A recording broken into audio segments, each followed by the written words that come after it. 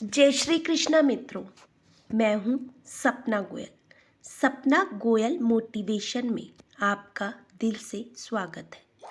इस चैनल पर आपको रोचक, रोमांचक और शिक्षाप्रद कहानियाँ देखने को मिलती हैं। यदि आप मेरे चैनल पर पहली बार आए हैं तो चैनल को सब्सक्राइब कर लीजिए और कहानी अच्छी लगे तो like, share, comment and forward करना बिल्कुल ना भूलिएगा। दोस्तों, आज की कहानी बहुत ही रोचक है। कृपया इसमें अंत तक बने रहिएगा। चलिए चलते हैं आज की कहानी की ओर। बहुत समय पहले की बात है।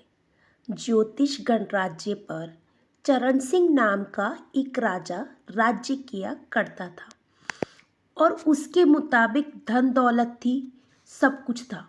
उसका कहना था कि मैं चाहूँ तो किसी भी देश को क्षण भर में कुचल सकता हूँ। इस संसार में धर्म, कर्म, स्त्री, पुरुष, मित्र, ये सब धन दौलत ही है। एक तरफ राजा चरण सिंह धन दौलत के नशे में डूबा हुआ था और दूसरी तरफ उनकी रानी चंद्रिका बहुत ही बुद्धिमान थी और उनके मुताबिक बुद्धि ही सब कुछ होती है।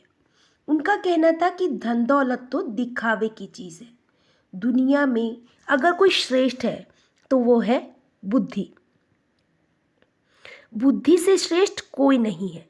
एक दिन बागवान में अपनी रानी चंद्रिका के साथ घूमते हुए राजा चरण सिंह ने पूछा, तो रानी साहिबा, क्या तुम बता सकती हो कि इस दुनिया में धन दौलत बड़ी है या बुद्धि? इस प्रश्न को सुनकर रानी चंद्रिका सोचने लगी।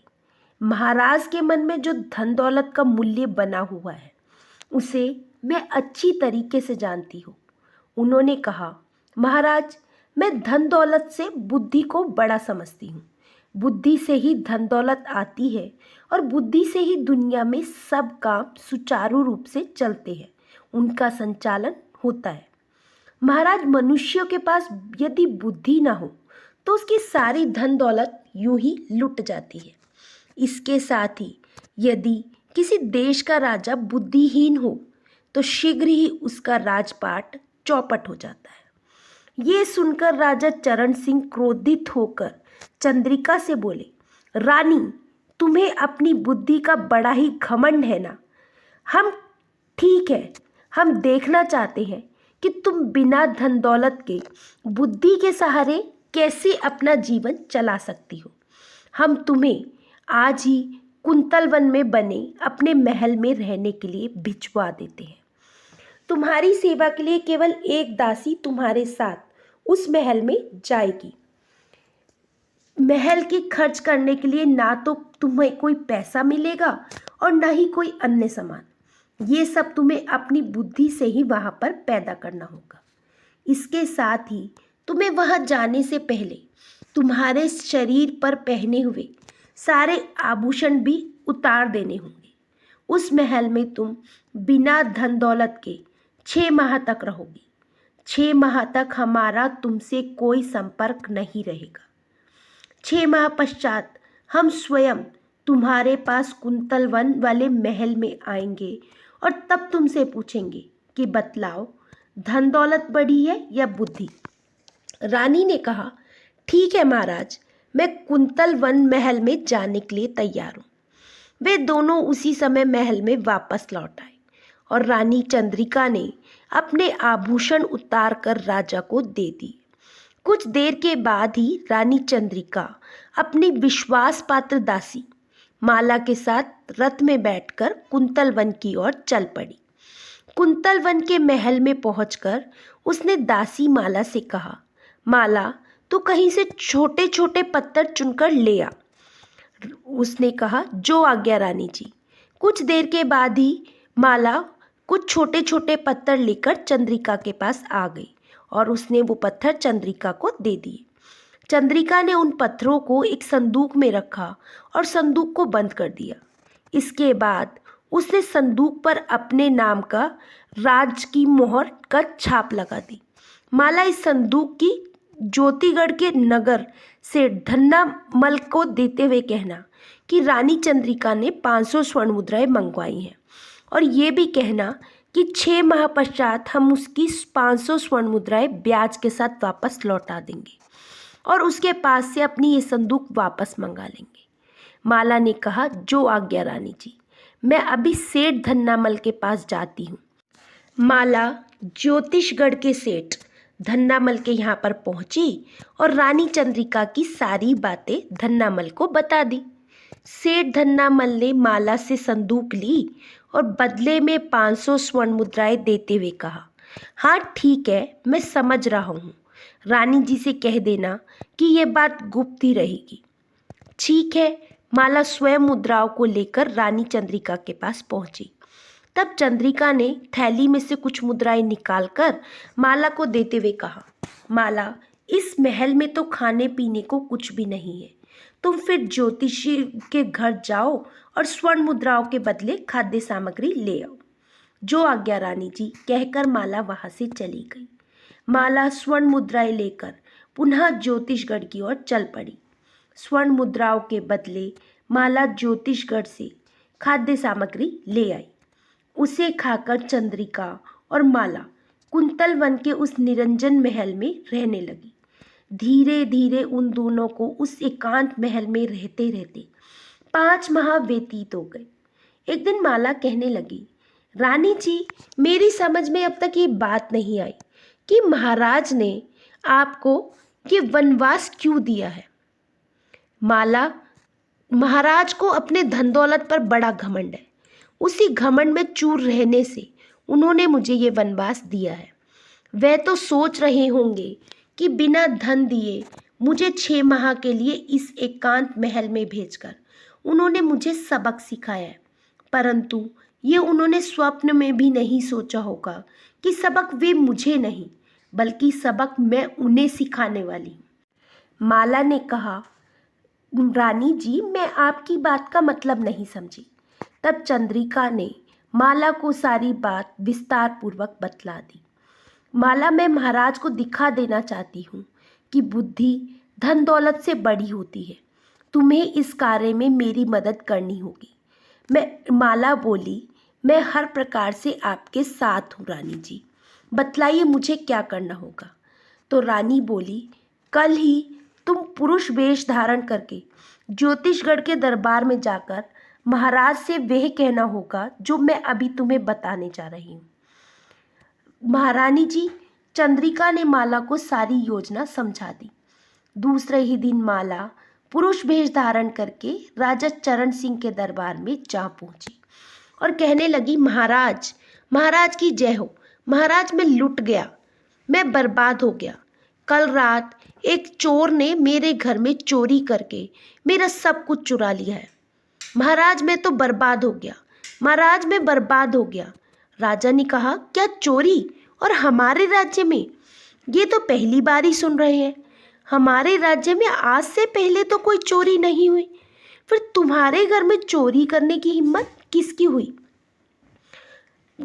उस व्यक्ति ने कहा, महाराज, उसने तो हमें कंगाल बनाया है, पर वह आपको भी नहीं बख्शने वाला।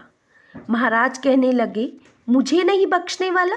तुम्हारा कहने का क्या मतलब है? वह दोबारा बोला, महाराज, वह चोर मेरी खाली तिजोरी में, ये देखिए, आपके नाम का ये पत्र छोड़ गया है। राजा ने वो पत्र देखा। वो देखकर राजा चरण सिंह हैरानी से उस पत्र को पढ़ने लगा, जिस पर लिखा हुआ था, राजा चरण सिंह, मैं बहुत खतरनाक चोर हूँ और शीघ्र ही मैं तुम्हारे खजाने को चुराने वाला हूँ, और तुम्हारी हिम्मत हो तो मुझे खजाना चुराने से रोक सको तो रोक के दिखाओ। तुम्हारा शुभचिंतक, चोर। पत्र पढ़कर राजा चरण सिंह की भौएं तन गई। राजा ने तुरंत खजांची को बुलाकर आदेश दिया, खजांची जी, शातिर चोर ने हमें खजाना लूटने की धमकी दी है, इसलिए तुम खजाना की सुरक्षा के प्रबंध कर लो ताकि वह चोर अपने उसमें सफल ना हो सके, और इस आदमी के घर में जाकर देखो कि उसने क्या क्या चोरी की है। तुम खजाने में से धन देकर इस आदमी के नुकसान की भरपाई कर दो। खजांची ने माला को पैसे दे दिए और वे धन लेकर कुंतल वन में पहुंची और महारानी से कहने लगी, रानी जी, महाराज ने मेरे नुकसान की भरपाई के लिए मुझे ये धन दिया है। माला, इस धन में से थोड़ा सा धन निकाल कर बाकी धन संभाल कर रख दो। रानी ने उसको आज्ञा दी। इसकी हम आवश्यकता हमें एक माह बाद पड़ेगी। रानी ने थैली में से थोड़ा सा धन निकालकर माला को देते हुए कहा, इस धन से 2 घोड़े, 2 सैनिकों की पोशाक और कुछ बड़ी बोरियां ले आओ। रानी द्वारा बताया गया सामान माला लेने चली गई। इस घटना के 5 दिन के पश्चात रानी को माला के साथ ज्योतिषगढ़ के राजमहल में खजाने को चुराने जाना था।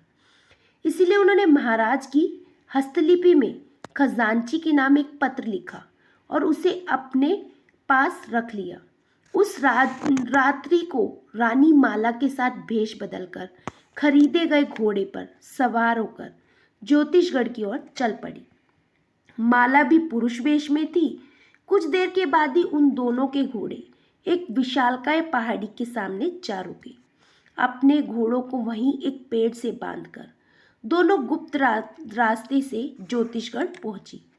जहां गुप्त रास्ता समाप्त होता था, दोनों को राजमहल के रास्ते की भली भांति जानकारी थी। इसीलिए वे उस रास्ते की ओर बढ़ गई जो खजाने की ओर जाता था। शीघ्र ही वे खजाने के द्वार पर जा पहुंची और खजांची से कहने लगी, महाराज ने तुम्हारे नाम ये पत्र दिया है। खजांची पत्र लेकर पढ़ने लगा, जिस पर लिखा हुआ था, खजांची, 5 दिन से आप और आपके सैनिक दिन रात मुस्तैदी से खजाने की चौकसी कर रहे हैं। अतः हम महसूस कर रहे हैं कि लगातार चौकसी करते करते आप और आपके सैनिक थक गए होंगे। इसीलिए इस पत्र के द्वारा हम तुम्हें यह आदेश देते हैं कि तुम अपने सैनिकों के साथ आराम करने के लिए इसी समय अपने अपने घर चले जाओ। खजाने की चौकसी का भार वाहक राम और श्याम को सौंप दो। इसके साथ ही जाते समय खजाने की चाबी राम और श्याम को देते जाना, क्योंकि कुछ देर बाद हम स्वयं खजाने का निरीक्षण करने आने वाले हैं। तुम्हारा राजा। राजचरण पत्र पढ़कर खजांची ने कहा, अरे भैया, थकान के मारे तो मेरा सारा बदन बुरी तरीके से टूट रहा था। चलो भाई, थोड़ा आराम करने तो अब मिलेगा। लो भैया, ये लो चाबी और खजाने का भार संभालो। हम चले थोड़ा आराम कर ले। चलो भाई, सब लोग आराम कर लो। खजांची ने राम और श्याम, बनी चंद्रिका और माला को खजाने की सुरक्षा का भार सौंप दिया और खजाने की चाबी भी दे दी और सैनिकों के साथ वहां से तुरंत चले गए। चंद्रिका और माला ने खजाने में छिपा हुआ धन बड़े बड़े थैलों में निकाले और खजाने की दौलत भरने लगे। तत्पश्चात थैली में भरे खजाने को वे दोनों कक्ष के बाहर ले आई। अगले ही पल वे दोनों एक एक थैला कंधे पर लादकर वहां से चल पड़ी। राह में उन्हें पहरा देते हुए 2 सैनिक मिले। वह बोले, ये बड़े बड़े थैले उठाकर तुम कहाँ जा रहे हो? कौन हो भाई तुम? तब वे दोनों बोलने लगी, अभी कुछ देर पहले खजांची ने चोर और उसके 9 साथियों को मुठभेड़ में मार गिराया। अब क्या है कि हम उन चोर और उनके साथियों की लाशें थैले में भरकर राजमहल से बाहर ले जा रहे हैं। बस यही है। सैनिक बोले, क्या? चोर और उसके साथी मारे गए? अरे वाह, ये तो बड़ी ही अच्छी खबर है भाई, बहुत बढ़िया, बहुत बढ़िया। तब वे दोनों राम और श्याम बने सैनिक आगे बढ़ गए। थैले को उठाए हुए दोनों गुप्त रास्ते के द्वार पर पहुंचे। माला, पहले सारे थैले को यहाँ इकट्ठा कर लो। तब खजाने को लेकर कुंतन खान गुप्त द्वार के पास इकट्ठा हो गए। धीरे धीरे दोनों ने एक एक बोरी कर कर लाकर एक तरफ जमा कर दी और बाद में उन थैलों को लेकर अपने महल की ओर रवाना हो गए। यहाँ पर जब प्रातः हुई तो कुंतन द्वार के द्वार पर वो सैनिक पहुँचे तो क्या देखते हैं, खजाने के दरवाजे खुले पड़े हैं। दोनों सैनिक खजाने के कक्ष में पहुंचा तो देखा कि सारा का सारा खजाना खाली पड़ा था। तो वे सोचने लगता है चोर अपनी चतुराई दिखा के चले गए। अरे अब क्या होगा? उन दोनों को वहां एक पत्र पड़ा हुआ मिला, जिसे लेकर वह महाराज के पास पहुंचे। राजा ने कहा, क्या खजाना लुट गया? वो सैनिक बोले, हाँ महाराज, खजाना लुट गया। हम बिल्कुल सच कह रहे हैं, खजाना बिल्कुल खाली पड़ा है। वहाँ हमें बस ये देखिए एक पत्र मिला है जो आपके नाम है, जिसे चोर ने आपके नाम लिखकर छोड़ दिया है। चरण सिंह ने जल्दी जल्दी वे पत्र पढ़ा, जिस पर लिखा हुआ था, महाराज, हम आपका खजाना लूट कर ले जा रहे हैं। अब आपको यकीन हो जाएगा कि हम कितने शातिर चोर हैं। अब आप हमें पकड़ कर दिखाओ तो जाने, आपका शुभचिंतक चोर। पत्र पढ़ने के पश्चात राजा ने आदेश दिया कि सैनिकों, इसी समय खजांची को मेरे सामने पेश कर दिया जाए। सैनिकों ने कहा, जो आज्ञा महाराज। कुछ देर के बाद खजाने का खजांची मंत्री सिंह सामने खड़ा था। वे कहने लगा, महाराज, कहिए क्या आदेश है? तब महाराज गुस्से में बोले, आदेश के बच्चे, पहले तो ये बतलाओ कि तेरे होते हुए एक खजाना कैसे लुट गया? वो कहने लगा, क्या कहा महाराज? खजाना लुट गया? क्षमा करें महाराज, जब तक मैं अपने सैनिकों के साथ खजाने के पहरे पर था, तब तक तो खजाना बिल्कुल सकुशल अपने स्थान पर ही था। हो सकता है चोर ने खजाना तब चोरी किया हो जब मेरे स्थान पर वे राम और श्याम पहरा दे रहे थे। महाराज हैरान होते हुए बोले, ये राम और श्याम कौन है? तब वे मंत्री बोला, खजांची बोला, अरे महाराज, आप ही ने तो कल रात उन दोनों को मेरे पास भेजा था।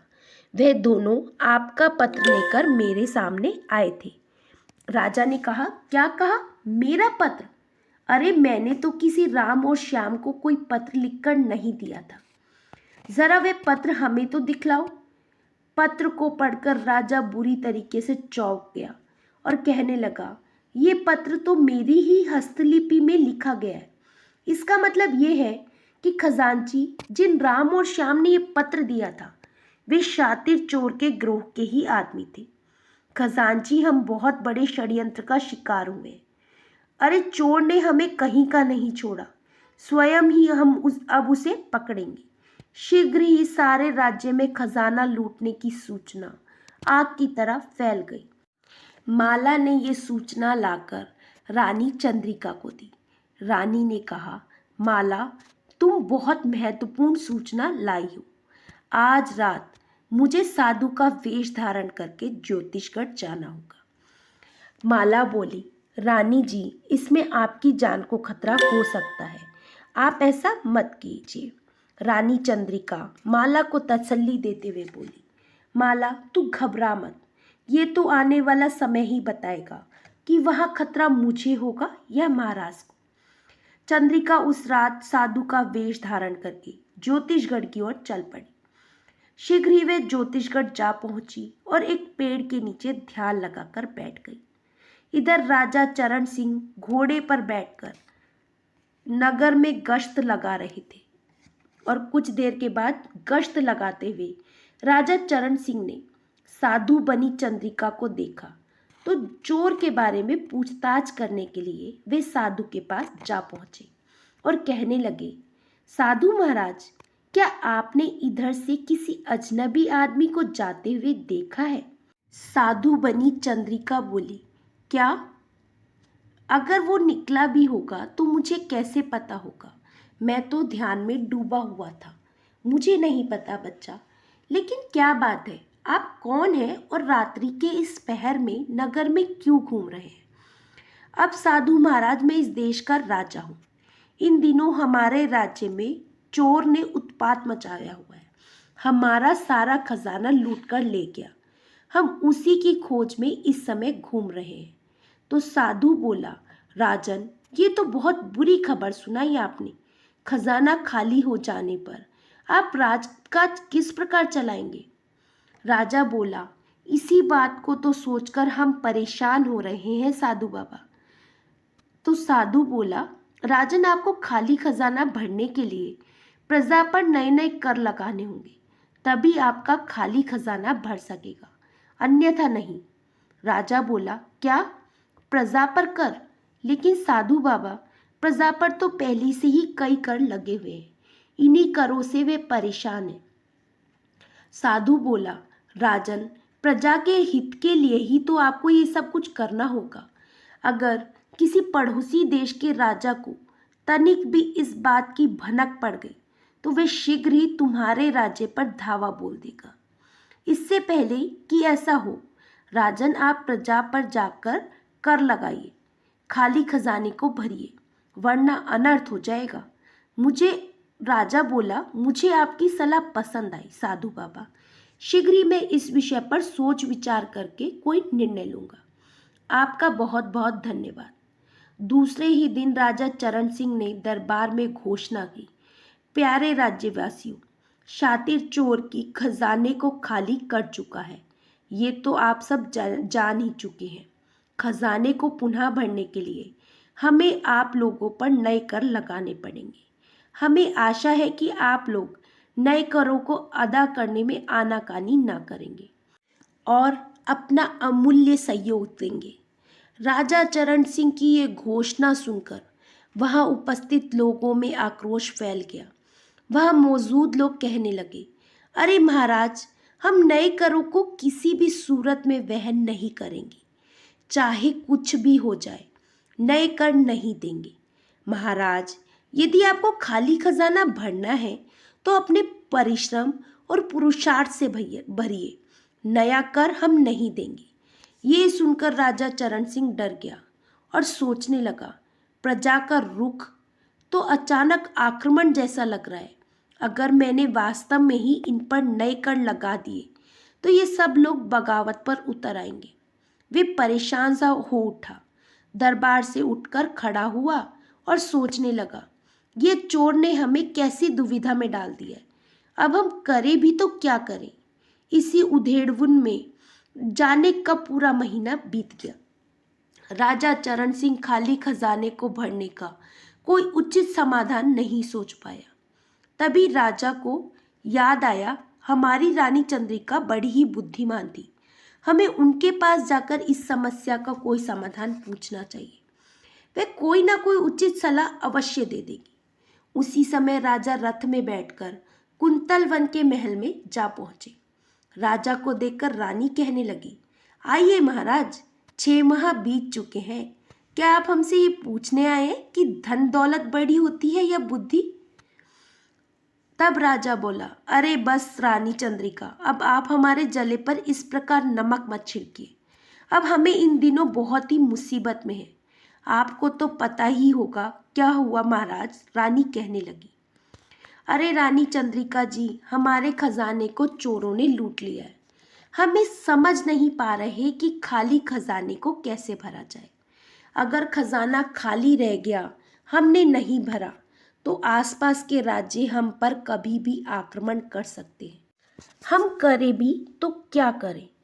तब रानी चंद्रिका बोली, क्या महाराज, इतना परेशान होने की क्या आवश्यकता है? मैं आपका खाली खजाना अभी भर देती हूँ। राजा बोले, क्या?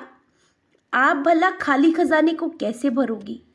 तब रानी चंद्रिका ने राजा को उस कक्ष में ले आई जिसमें वह धन दौलत रखी हुई थी, जो वे माला की सहायता से ज्योतिषगढ़ से चुरा कर लाई थी। तब राजा ने कहा, चल रानी जी, ये धन आप पर कहाँ से आया? तब रानी बोली, महाराज, कल मैं अपनी दासी माला के साथ ज्योतिषगढ़ आऊंगी, तभी मैं आपको सारी बात विस्तार पूर्वक बतला दूंगी। राजा ने कहा, ठीक है रानी, हम आपके आने की प्रतीक्षा करेंगे। तब राजा चरण सिंह खजाने को लेकर रथ में बैठकर वहां से चले गए।